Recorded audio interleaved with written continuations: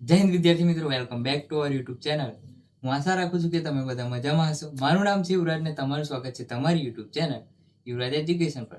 તો વિદ્યાર્થી મિત્રો, આજે હું તમને શીખવાનો છું ધોરણ 12 વિષય આંકડાશાસ્ત્રનો પહેલું ચેપ્ટર એટલે કે સૂચકાંકનો એક આઈએમપી દાખલો. જે દાખલો હું તમને સરળતાથી અને પૂરેપૂરી સમજૂતીપૂર્વક શીખવાડવાનો છું. તો તમે તે દાખલો શીખવા માટે મારી સાથે બને રહો આ વિડીયોમાં છેલ્લે સુધી, જેથી તમે તે દાખલો સરળતાથી શીખી શકો. તો ચાલો દાખલાની શરૂઆત કરીએ.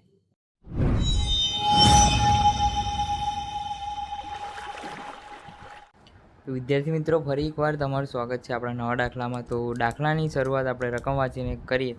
તો નીચેની માહિતી પરથી કુલ ખર્ચની રીતે વર્ષ 2015 માટેનો જીવન નિર્વાહ ખર્ચનો સૂચકાંક ગણો. તો તેમાં વસ્તુ છે ABCDE. એકમ છે 2014નો જથ્થો, 2014નો ભાવ, 2015નો ભાવ. તો અહીંયા આપેલ છે P0 એટલે કે 2014માં ભાવ, Q0 એટલે 2014નો જથ્થો ક્વોન્ટિટી 2014, P1 એટલે 2015નો ભાવ પ્રાઇસ 2015ની.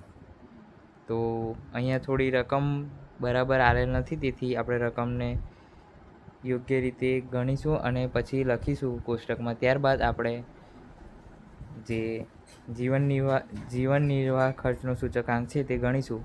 તો ચાલો સૌપ્રથમ આપણે 2014નો 15નો ભાવ કિલોગ્રામ દીઠ એટલે કે 50 કિલોગ્રામ દીઠ છે. તો અહીંયા ક્વિન્ટલ આપેલું છે, તો તેને કિલોગ્રામ દીઠ ભાવ કરીએ તો એ છે તેનો 2014નો ભાવ બરાબર 1200 ભાગ્યા 100. ક્વિન્ટલ હંમેશા 100 ક્વિન્ટલમાં આવે, તેથી તેના ભાગે 100 લઈશું. બરાબર, આપણને મળી જશે 12 રૂપિયા ભાવ, જે આપણો થયો કિલોગ્રામ દીઠ ભાવ.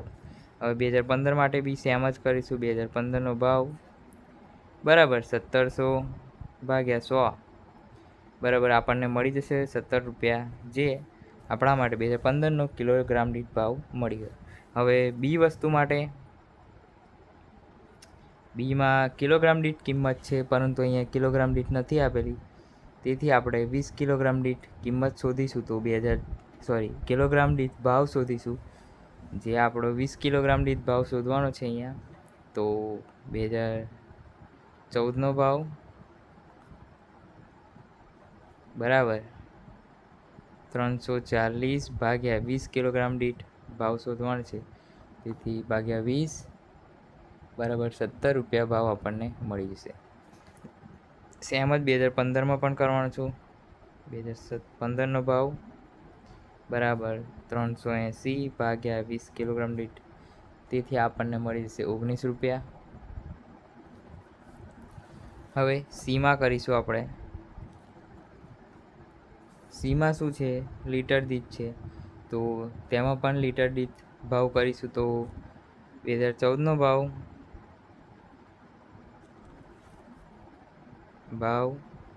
બરાબર 30 ભાગ્યા 10 બરાબર 3 રૂપિયા ભાવ મળી જશે.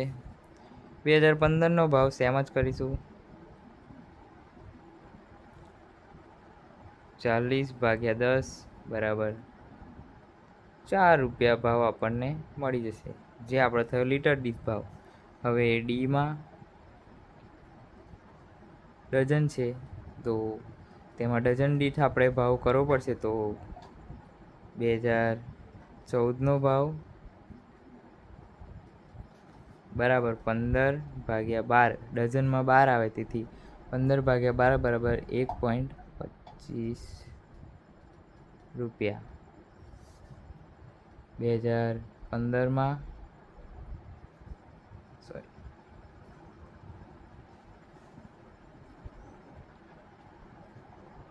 ભાવ બરાબર 24 ભાગ્યા 12 બરાબર 2 રૂપિયા. આ આપણો થયો નંગ દીઠ ભાવ, જે આપણે ડઝનની મદદથી, જે આપણને એકમ આવેલ છે ડઝન, તેની મદદથી આપણે 20 નંગ જે અહીંયા આપેલ છે તેનો ભાવ નંગ દીઠ શોધ્યો. તો હવે આપણે તેને કોષ્ટકમાં રકમ મૂકી દાખલાને આગળ વધારીએ. તો વસ્તુઓ છે આપણી જોડે A,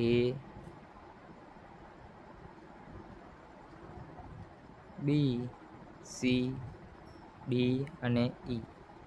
તો સૌપ્રથમ એ માટેનો એકમ છે કિલોગ્રામ, જે આપણે યોગ્ય ભાવ કર્યો એટલે કે Q0 એટલે ક્વોન્ટિટી 2014, જથ્થો 2014 50 છે, પ્રાઇસ 2014ની 12 છે, 2015ની પ્રાઇસ એટલે કે 17 છે. તો P1 Q0 અને P0 Q0 કુલ જીવન નિર્વાહનો ખર્ચ માટે આ સૂત્રનો ઉપયોગ થાય છે, તેથી આપણે આ શોધીશું. તો સૌપ્રથમ P0 Q1 એટલે P1 Q0 બરાબર 17 × 85 એટલે 850. P0 Q0 એટલે 12 × 50 600. ત્યારબાદ આવશે બી, જેનો પણ એકમ કિલોગ્રામ જ છે. તો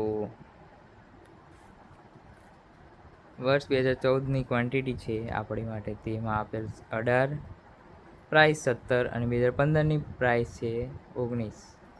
તો સૌપ્રથમ P1 Q0 એટલે 19 × 18 બરાબર 342 અને P0 Q0 બરાબર 306.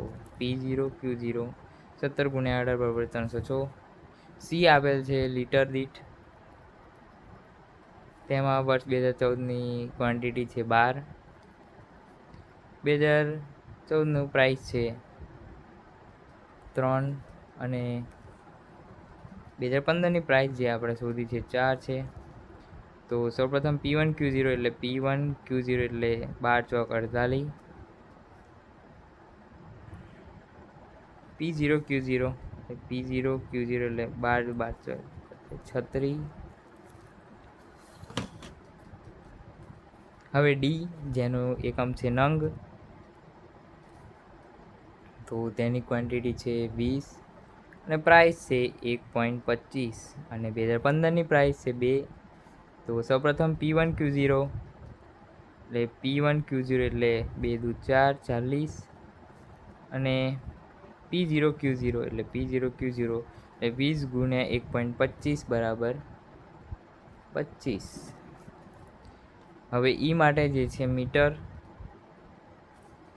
જેમાં ક્વોન્ટિટી છે 14, પ્રાઇસ છે 12 અને 2015 માટે પ્રાઇસ આપેલ છે 16. તો P1 Q0 એટલે 16 × 14 બરાબર 224. P0 Q0 એટલે 12 × 14 બરાબર 168. હવે આપણે કુલ કરીએ